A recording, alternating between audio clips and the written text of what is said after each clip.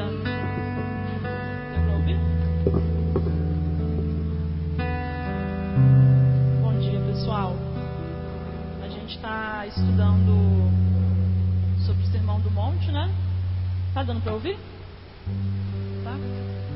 E a gente está no versículo 8, né? Do capítulo 5 do Sermão do Monte. E eu não sou boa em pregação, não, em compartilhar assim de uma forma mais formal, mas vamos lá, né? Nos desafiando que a gente vai reconhecendo, né, a nossa limitação, a nossa fraqueza, que Deus vai aperfeiçoando o nosso caráter nele, né? E acho que eu estou aqui não porque o David gosta de mim e não também porque eu sou boa bastante, mas pela graça, né? Pela graça que está sobre nós e graças a Deus está sobre minha vida também. Então a gente vai começar, né, lendo Mateus 5:8.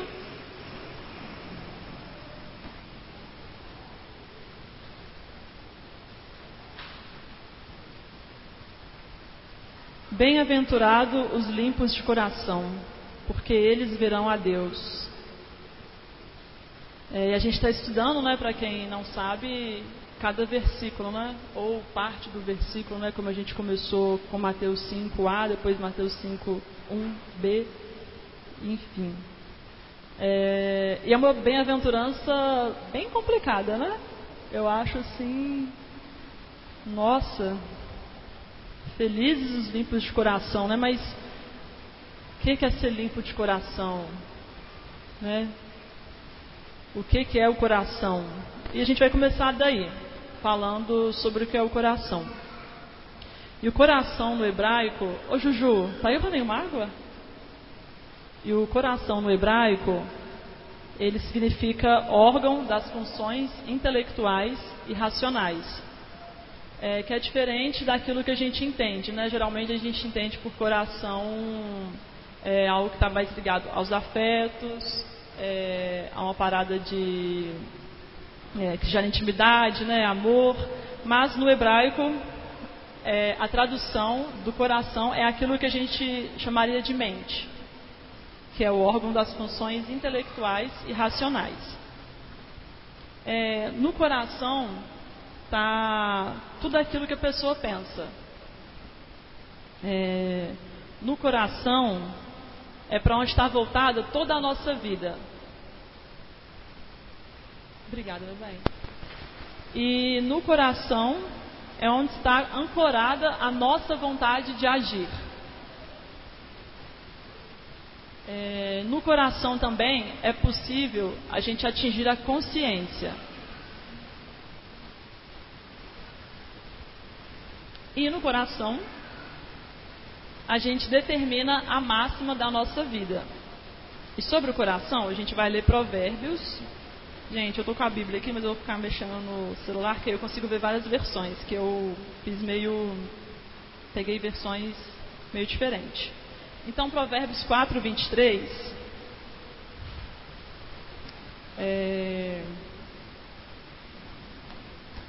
na Almeida Revista e Atualizada, fala assim: sobre tudo que se deve guardar, guarda o coração, porque dele procede as fontes da vida. Na NVI, vai falar assim: acima de tudo, guarde o seu coração, pois dele depende toda a sua vida. E na nova tradução da linguagem de hoje, diz: tenha cuidado com o que você pensa, pois a sua vida é dirigida pelos seus pensamentos.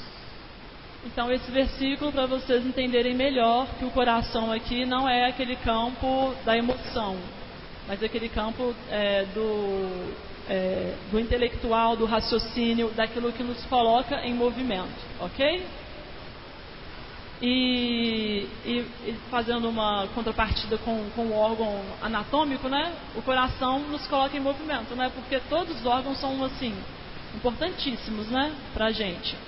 Mas, por exemplo, se o nosso fígado parar de funcionar, A gente pode, né, ter transplante e tal. De coração também tem transplante de coração, mas é muito mais delicado, né?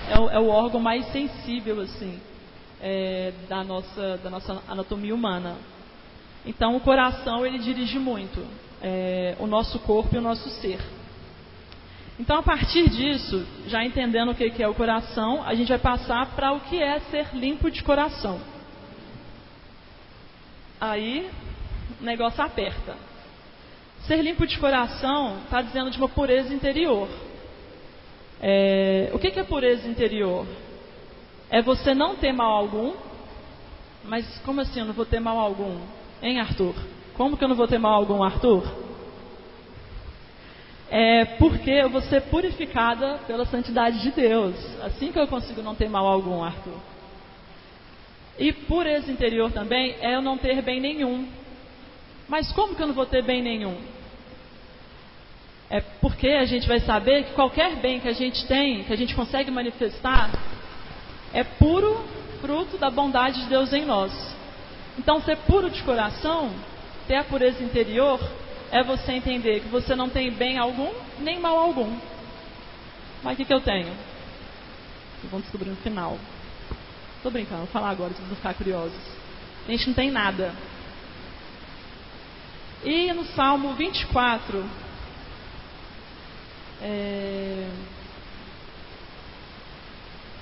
4 e 5.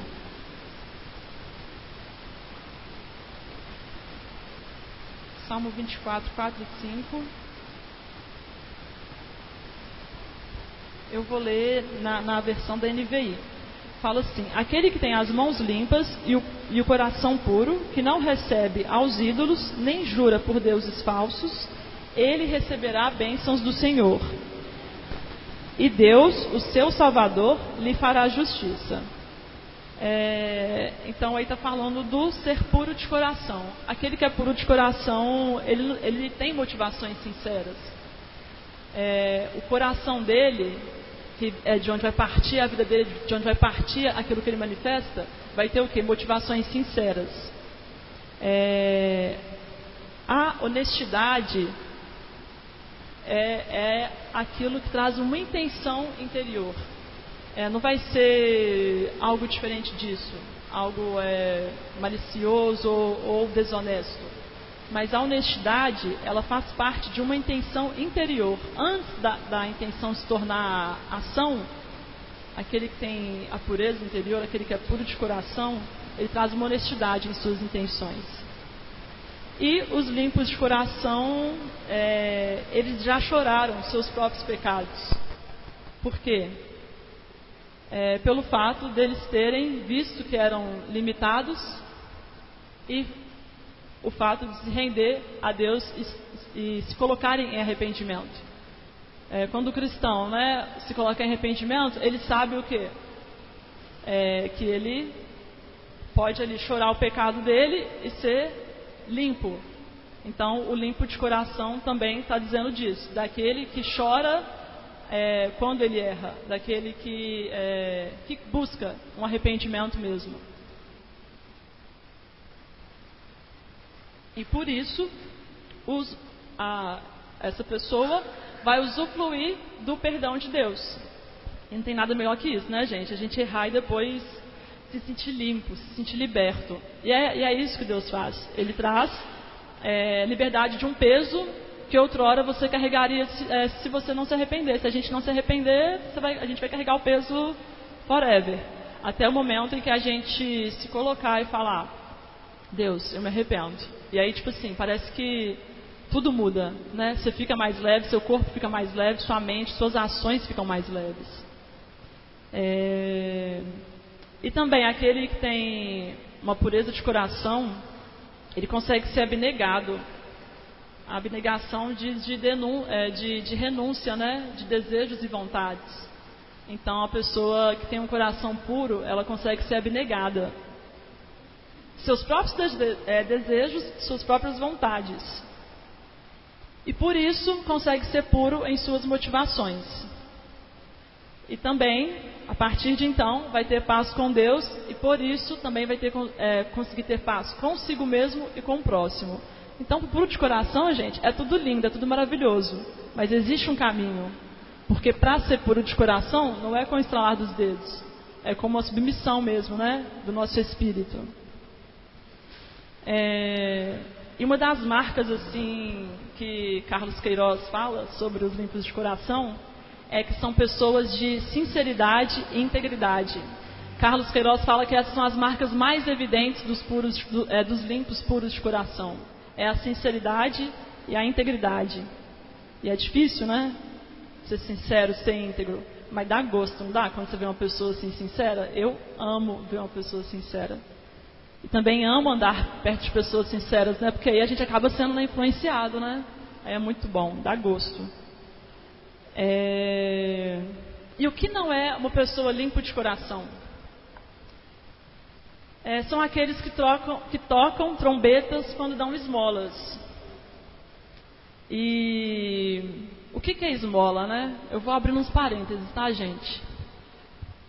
Os não limpos de coração são os que tocam trombetas quando dão esmola, né? E a esmola hoje, né, é aquilo que sobra, né? É aquilo assim, eu tenho aqui na minha bolsa moedinhas, então eu vou dar esmola para o pedinte, para a pessoa em situação de rua, para o menino que está lavando o vidro do meu carro, sem eu nem pedir, e assim vai. Só que a esmola do grego, ela vem da piedade, ela é a compaixão. Só que a gente, por direito próprio, achou legal transformar a esmola em algo assim, menor, porque é mais fácil de fazer. Algo material, isso. Porque você ter compaixão e piedade de uma pessoa em situação de rua, ou de um pedinte, né? Que possivelmente está em situação de rua também, ou não, é muito difícil. Então é mais fácil dar uma esmola material, e sendo ela com um valor, né? Porque ninguém dá esmola de R$1.000. A gente colocou, saca? O valor nas coisas. Naquilo que não era para ser uma coisa. Não a esmola não é algo que era para ser coisificado, mas a gente coisificou. Então, fechando parênteses, também não limpo de coração são as pessoas que oram em pés e aos gritos, para ser vistos ou ouvidos. Né? Isso aí é Bíblia, tá? Não é da minha cabeça, não. Andam com o rosto abatido, para mostrar que estão fazendo jejum. Essas pessoas não são limpas de coração. E também aquele que tem inveja. O que tem inveja também não é limpo de coração. Em Salmo 73, 2, a gente também vai ler. Salmo 73, 2.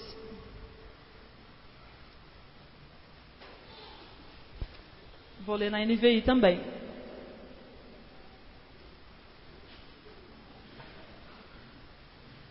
Na NVI fala assim: quanto a mim, os meus pés quase tropeçaram, por pouco não escorreguei, pois tive inveja dos arrogantes, quando vi a prosperidade desses ímpios.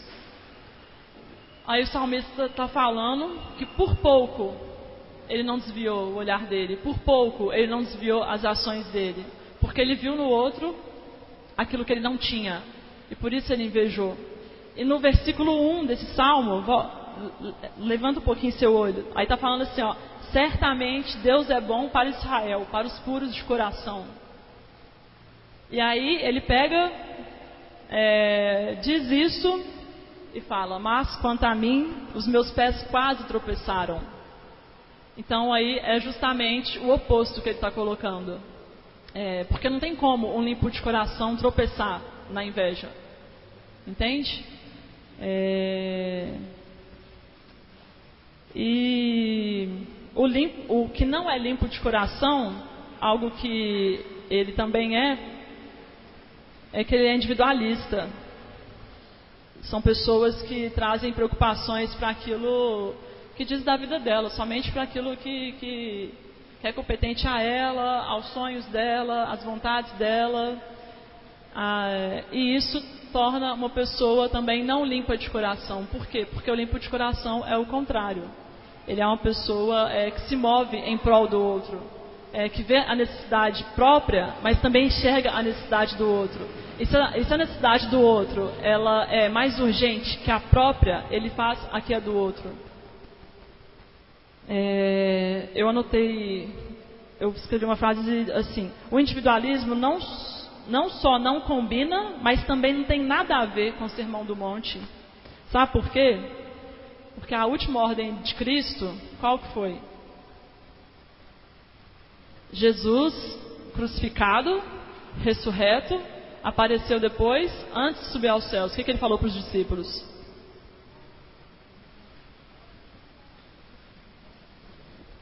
Ele falou, ide. Ele não falou, se esconda. Ele não falou, ei, aí vê sua vida, você já me tem. Os outros. Não. Jesus não falou isso. Ele falou, ei, vamos lá, ide, vá, faça discípulos. Discípulos a partir de mim, Yeshua. Então, isso não é individualismo, né? Eu acho que não. Então, Jesus nos ensinou assim. Ele fazia as coisas assim. E o limpo de coração, ele quer ser assim. Ele quer ser parecido com Jesus. E a gente vai entender por quê.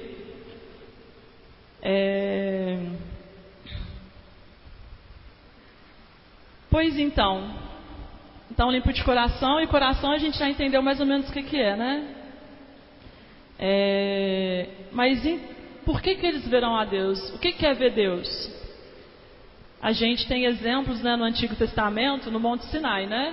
Onde Moisés, Arão e mais alguns sacerdotes ali viram a face de Deus. Em Êxodo 24 fala sobre isso. 24 do 9 ao 11, mais sucinto. Também no Antigo Testamento o profeta Isaías, né, viu a face de Deus e falou, né, ai de mim, porque gente, ver a Deus deve denunciar muito, né, de quem que a gente é. Por isso que não é normal, não é da capacidade humana a gente ver Deus.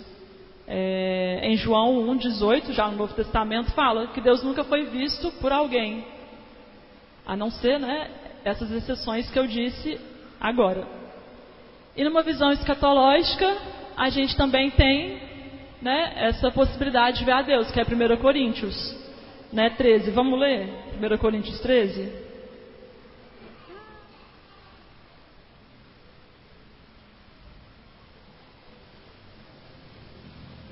Gente, eu acho que eu separei só NVI. Mas eu vou ler na versão da NVI, tá? 1 Coríntios 13, 12. Agora, pois, vemos apenas um reflexo obscuro, como em espelho, mas então veremos face a face. Agora conheço em parte, então conhecerei plenamente, da mesma forma com que sou plenamente conhecido. Essa é a visão, né, do porvir. Então, não é possível ao homem ver a face de Deus. Então, como que os limpos de coração verão a Deus, né? Aí fica essa pergunta. E eles verão a Deus a partir de alguém que inaugurou um caminho. E esse alguém foi Yeshua. E Yeshua ele inaugurou um caminho, né? Mostrando que era possível ver Deus. Em Mateus 6,6, a gente vê Jesus ensinando, né, os discípulos como orar. E ele fala, né, para a gente ir para o secreto. Fala para a gente ir para o Talmeion. Isso é relação. É relação com Deus. Ah, Mário, eu vou ver a face de Deus? Vou torcer para que não. Porque senão você, na hora, já deixa como é que chama? Testamento. Vai para testemunho. Ô, glória.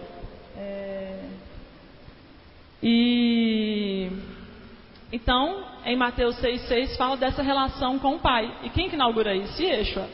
Porque, né? Até então, o que tinha? A gente tinha o sacerdote que entrava no Santo dos Santos, né, no Santíssimo Lugar, e ele tinha esse contato com Deus.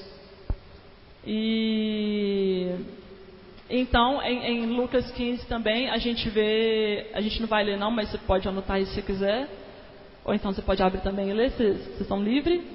Em Lucas 15 fala assim, as parábolas, né, tanto da ovelha perdida como do filho pródigo, fala de um pai que acolhe, do pai que abraça, do pai que perdoa, que reconcilia e que pacifica a desordem ali possível entre irmãos.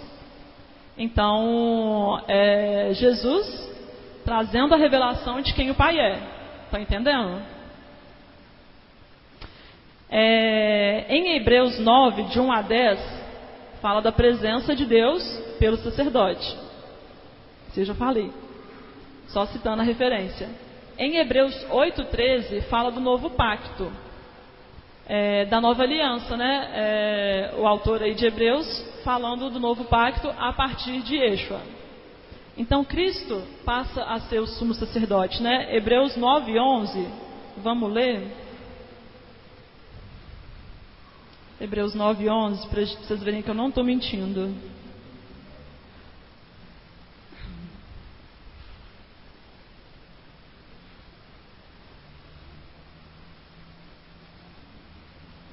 Hebreus 9:11, na revista atualizada, Almeida, fala assim: quando, porém, veio Cristo como sumo sacerdote dos bens já realizados, mediante o maior e mais perfeito tabernáculo, não feito por mãos, quer dizer, não desta criação. Então, aí Jesus inaugurando um novo modo, né, de ver, de funcionar o sacerdócio. Então, a partir de de Yeshua, a gente tem um livre acesso, né, ao Pai. A partir de Jesus Cristo, a gente consegue chegar a Deus sem o intermédio de sacerdotes, no ofício sacerdotal lá do Antigo Testamento.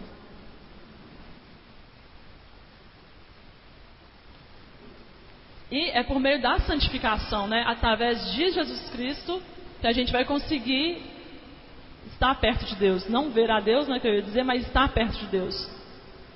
É o nosso processo de estar conectado com Cristo que vai nos trazer ao querer santificar-nos, porque então a gente vai conseguir estar mais próximo de Cristo e, consequentemente, mais próximo de Deus. Então, como que a gente vê Deus? Graças a Yeshua, vendo Cristo, vendo Jesus. Então ver Jesus não tem problema não, tá? Você pode ir para o seu tal meio e pedir para ver Jesus. Ver Deus, você acho que não vai dar, acho que você não vai conseguir não, porque a Bíblia fala, né, que vai ser depois. Então corre, porque Jesus está disponível. E 1 Pedro 1,15 fala, né, dessa santificação e que por meio dela a gente vê Cristo. E por meio dela a gente está conectado com Deus, que é Hebreus 12:14. Já que a gente está em Hebreus, vamos aproveitar e vamos dar um pulo lá.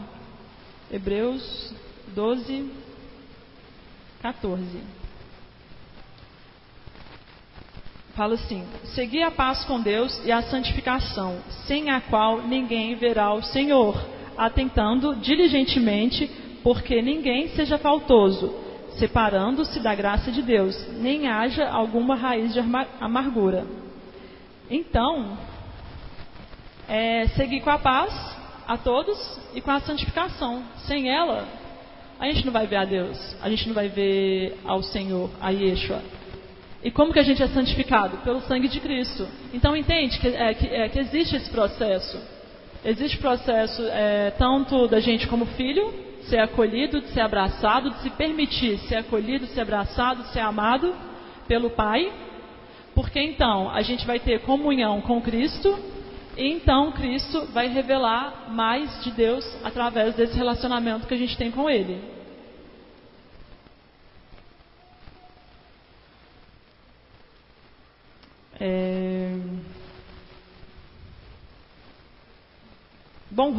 Dietrich Bonhoeffer, ele fala assim: verá Deus aquele cujo coração se tornou o espelho da imagem de Jesus Cristo.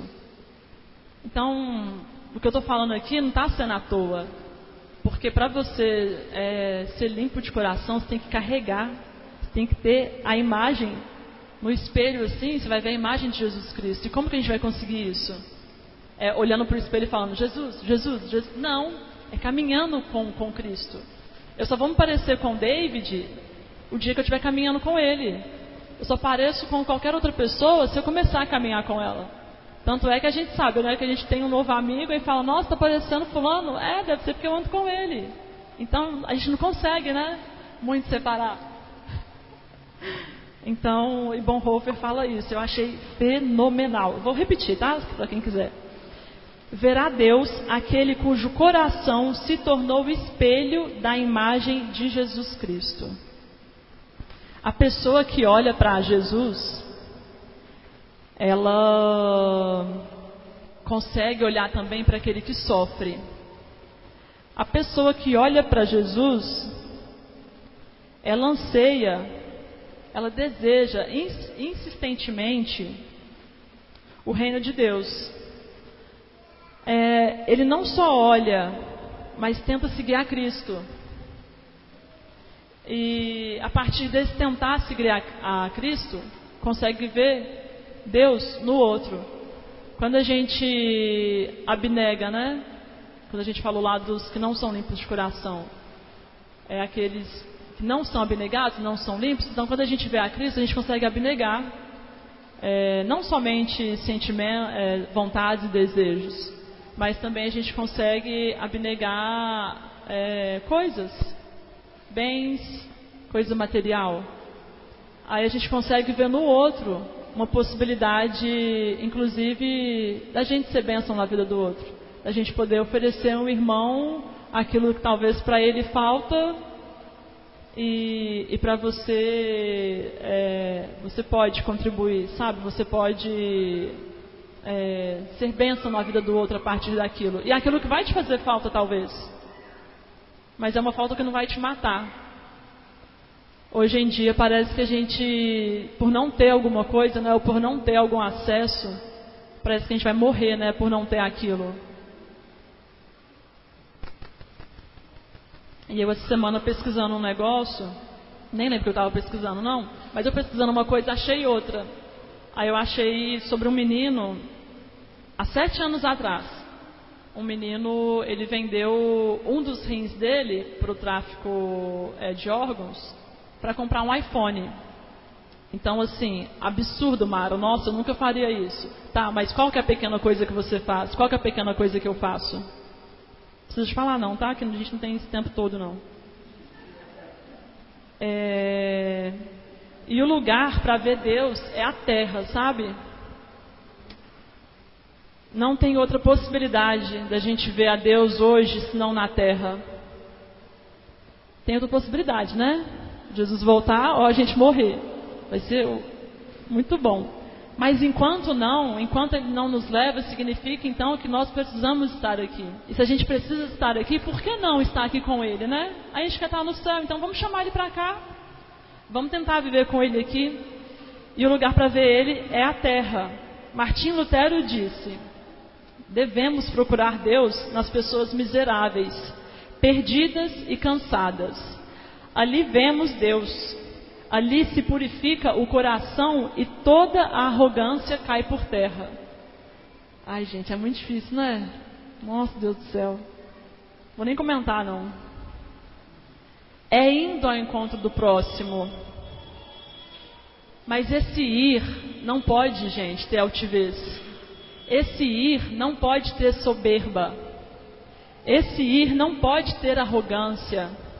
É ir não por obrigação, é ir por amor, é ir em humildade. É difícil, mas a gente está aqui para tentar. É ir na humildade e no amor. É assim que a gente consegue ver Deus na terra. E em nossas orações a gente pede muito, né? Assim, para que o reino de Deus venha, para que Jesus volte. Vai ser maravilhoso, gente, quando Ele voltar. Eu imagino. Mas antes dele voltar, a gente tem a possibilidade, né, de já trazer o reino existente. Então, se na Bíblia fala que tem como, por que a gente pode pensar que a gente não vai conseguir? Porque a gente só vai conseguir trazer Deus ou revelar Jesus através da gente se a gente estiver com Ele, né? Não tem como você revelar alguém que você não tem, que você não conhece. E se a Bíblia fala que isso é possível, significa uma possibilidade. Possível significa possível, como diz o Anderson Bonfim. Então, o possível é possível. A gente leu Salmos 24:4. Vamos ler de novo? A gente leu 4 e 5. A gente vai ler o 24:4.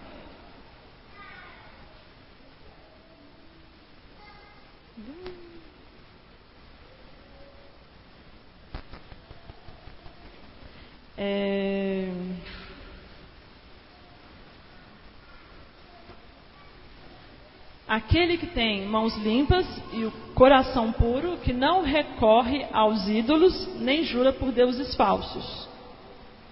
Aí você está falando daquele que vai subir ao monte, né? No santo lugar. Esse versículo também está dizendo de não ter nada nem ninguém entre Deus e a gente mesmo. A parte B dele, né, que fala que não recorre a ídolos, está dizendo que não deve existir nada, não deve existir coisa alguma, não deve existir pessoa alguma entre Deus e nós. Diz também de uma vida totalmente voltada a Deus, porque se não existe nada entre eu e Deus, significa que está totalmente voltado a Yeshua. Está dizendo também de um coração livre. Um coração livre para quê? Para se conectar. Sabe quando você está, tipo assim, em uma reunião e no seu WhatsApp alguém assim importante no seu círculo social está te chamando e te chamando com uma questão importante também, e você fica assim, gente, eu fico na reunião ou eu respondo aqui esse WhatsApp, essa mensagem, sabe? Sabe quando você fica assim meio... não, acho que sou eu. Tipo, não sabe o que faz? Dividido, obrigada. Tipo, quando você tem o coração puro, limpo, não tem possibilidade de dividir Deus, não tem possibilidade de dividir a presença dele. É ela e pronto. E também, aquele que tem mãos limpas e um coração puro, ele pode deixar de considerar a si mesmo. Isso aqui me doeu. E por deixar de considerar a si próprio, é justamente porque o olhar dessa pessoa está voltado para Deus. Por ter um olhar voltado para Deus, não vai anular só um alguém entre eu e Deus, uma coisa entre eu e Deus, vai anular até o eu que existe entre eu e Deus.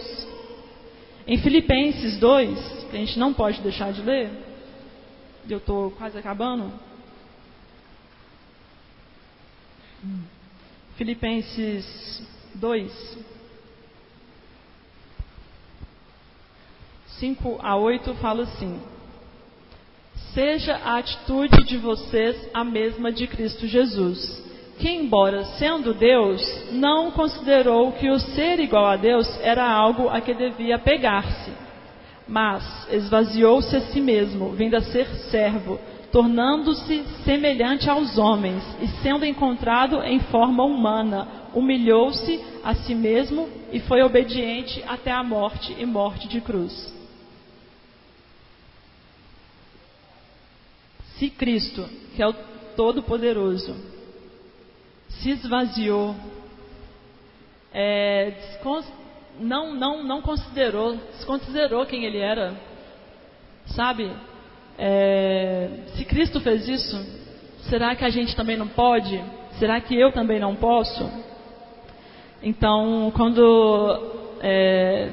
eu disse de deixar de considerar a nós mesmos, não é tipo assim, hoje, sei lá, um exemplo qualquer do dia a dia.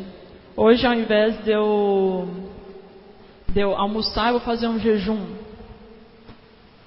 Vou desconsiderar a minha carne, a minha vontade humana, fisiológica de alimentar, e vou fazer um jejum. Não é esse desconsiderar que Yeshua está pedindo, é muito além disso. Dietrich Bonhoeffer também tem outra frase, ele fala assim: ao abrir mão completamente de querer promover a si mesmo, a pessoa se joga totalmente nos braços de Deus. Então, o que importa não são mais os próprios sentimentos, mas sim os sofrimentos do mundo. Então, o limpo de coração, ele vai ver Deus não porque ele é bonzinho e ele merece ver Deus, não porque o coração dele está limpinho, está bonitinho e ele merece ver Deus. É porque ele entende que Yeshua é o modelo principal. E ele entendendo isso, ele busca estar perto de Yeshua. E ele buscando estar perto de Yeshua, ele tem o coração limpo. E a partir de então, ele começa a ver o outro como alguém que não é outro, é um próximo, é ele mesmo. E que por isso eu posso depositar no outro amor, e que por isso eu posso depositar no outro humildade, e que por isso eu posso depositar no outro um amparo, uma segurança, aquilo que o outro não tem. Talvez também algo que me falta, mas por que não buscar junto?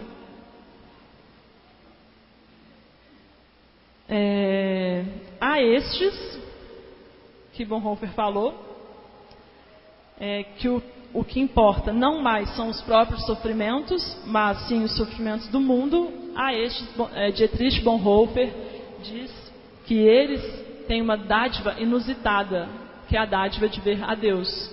Ver a Deus nesse sentido, é você ver Deus no outro, entende? Não ver o rosto de Deus em si, Deus Pai. E é muito bom ver Deus. Eu estava estudando, né, para tentar compartilhar alguma coisa com vocês. E aí eu fui e achei.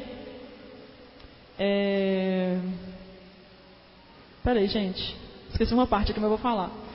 Eu achei.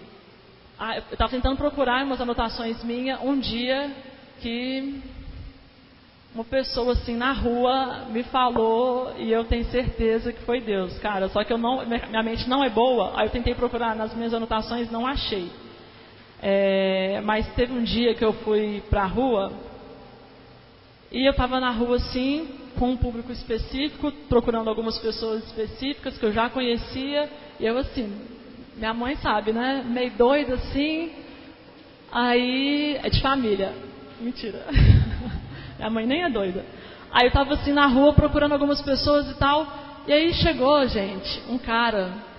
Ele saiu de um estabelecimento que vende bebidas alcoólicas. Olhou pra mim assim e falou assim: ei, quem que você está procurando? Eu vou tentar.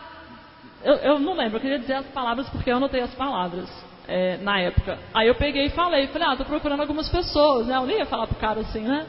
Aí ele pegou, eu só falei isso, né? Bem grossa assim e objetiva. Não, acho que eu não fui grossa, eu fui só objetiva. Eu falei, tô procurando algumas pessoas. Aí ele pegou e falou assim: essas pessoas que você procura, eu quero te dizer que eu amo você do mesmo jeito que eu amo a elas. Aí eu... vai lá. Aí eu tipo, eu não entendi, né? Aí depois eu saí assim, fiquei, gente, mas como que ele, né, tem essa audácia de falar que ele me ama do mesmo jeito que ele ama, ele nem sabe quem que é. Aí depois que eu fui, eu falei assim, gente, aí eu voltei lá, eu sempre ia nessa esquina, por causa dessas pessoas que eu conhecia que ficavam lá, e tipo assim, você acaba conhecendo todo mundo, né? Traficante, prostituta, dono de boteco, cliente de boteco, e esse cara nunca mais eu vi. Mas foi tão impressionante porque ele não... trazendo essa experiência, né? Pode ser viagem, beleza, mas entra na minha viagem aqui um pouco. Eu fiquei assim, Deus, por que já que se existe uma possibilidade desse alguém ter sido, né, alguém assim que fosse uma figura de Cristo, né, tivesse ali me dando uns toques, por que esse Jesus Cristo não falou assim, Mara, eles estão ali, Mara, vai embora, hoje não é dia para vir aqui não. Ou fala assim, Mara, o nome do seu marido é Tan, sabe, me dá-se.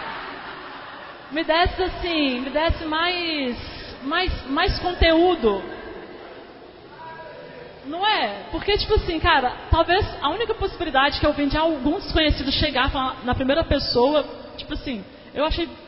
Aí eu peguei e falei assim, Deus, por que veio e falou, cara, do mesmo jeito que você ama eles, não. Foi um negócio tipo isso. Que do mesmo jeito que eu amava eles, não era menor do que o amor dele por mim. Eu fiquei assim. Tipo, cara, mas isso é óbvio. Mas pra mim não era óbvio.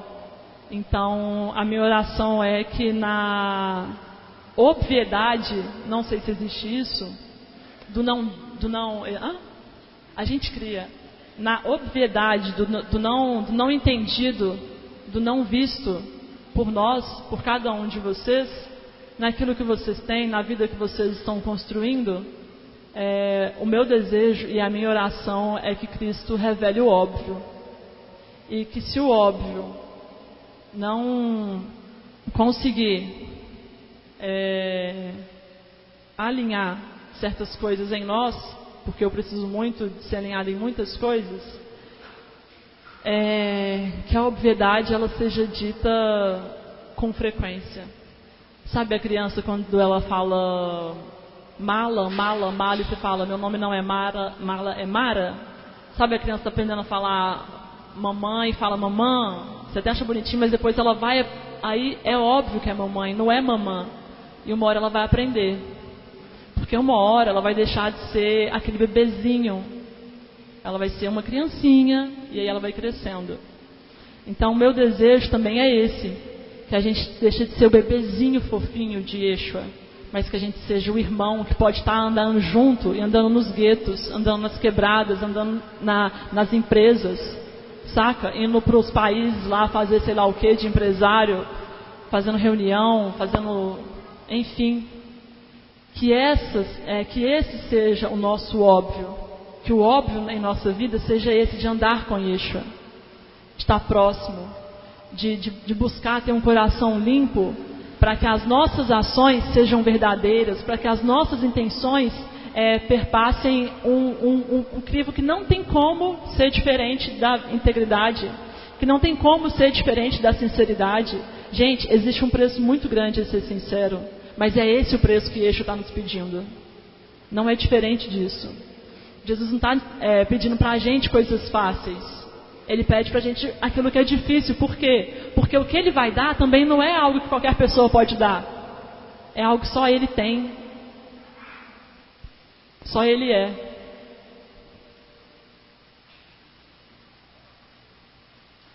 E Santo Agostinho, ele fala assim: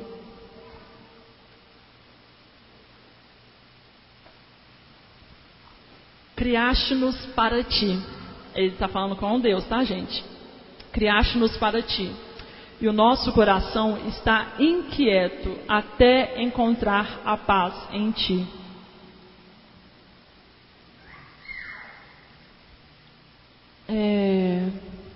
Que o nosso coração possa se inquietar até o momento que a gente encontre a paz, mas não uma paz que a gente diz ter, mas uma paz verdadeira, que sai a partir do nosso espírito, não da nossa alma. Não, estou em paz.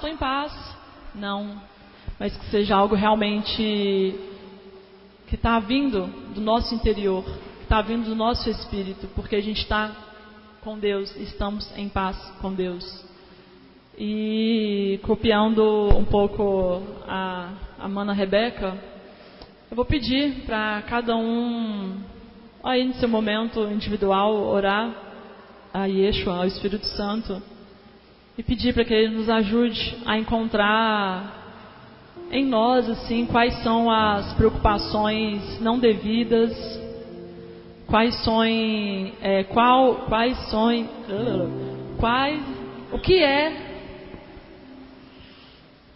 que é aquilo que nos faz estar distante, desconectado dele. Procure identificar aí com Deus qual momento em que foi impossível ver Jesus e por isso impossível ver Deus. Mas Deus, como o Senhor pode estar na situação X? Não é que Ele não possa estar, é que a gente não se enxerga nela. E a gente não se enxerga nela porque a gente não está vendo Deus. Mas não é Deus nessa situação. Acredito que é Deus em nós. A gente acreditar e confiar que independente da situação, independente do que vier a ser, Ele está ali. E se Ele está, não tem possibilidade de ter um lugar que não possa recebê-lo. Por mais estranho, por mais deplorável, por mais angustiante que seja o lugar, Jesus pode estar em todos eles. E a gente é esse anunciador de quem Deus é, de quem Cristo é. Jesus, eu te peço misericórdia, Pai. Eu peço misericórdia, Deus, do Senhor sobre as nossas vidas. Eu te peço, Espírito Santo, venha de uma maneira constrangedora, Pai, ao nosso espírito e nos convença, Deus, da pequenez que a gente tem, do pouco que a gente tem, Deus, com o Senhor. Traga, Deus, mais significado, Deus, para o nosso coração, para as nossas funções, Deus, intelectuais, Deus, irracionais, daquilo, Deus, que pode ser contigo. Que a gente não viva, Pai, em pensamentos utópicos, mas que a gente viva com uma sinceridade de coração, Pai, entregue a esse que é uma possibilidade. Entregue a você, Yeshua, entregue a você, Adonai. Nós queremos, Jesus, termos um coração limpo, porque a gente tem necessidade de ver o Senhor. A gente necessita vê-lo em nós, vê-lo no próximo. Por favor, Jesus, sacuda o nosso espírito, constranja o nosso espírito. Queremos o Senhor, Yeshua, queremos o Senhor perto, queremos estar de Ti, perto queremos estar, Deus. Na oportunidade, Deus, vindoura de ver o Senhor face a face, nós queremos também estar, Pai, mas hoje também podemos vê-lo, Yeshua. Hoje podemos vê-lo. Então nos coloque conectados a quem você é, Yeshua. Nos coloque conectados ao seu amor, nos coloque conectados com a sua dor, nos coloque conectados com o sofrimento que você vê e que passa por desapercebido de nós. Nos coloque, Jesus, nos lugares onde a gente pensa não alcançar. Nos coloque, Jesus. Nos coloque em lugares onde Yeshua estaria se Ele estivesse vivendo aqui em pleno ano 2019. Nos coloque neste lugar, Yeshua. Traga sobre o nosso coração a humildade em ser. Traga sobre o nosso coração o amor em querer pertencer. Em nome de Jesus.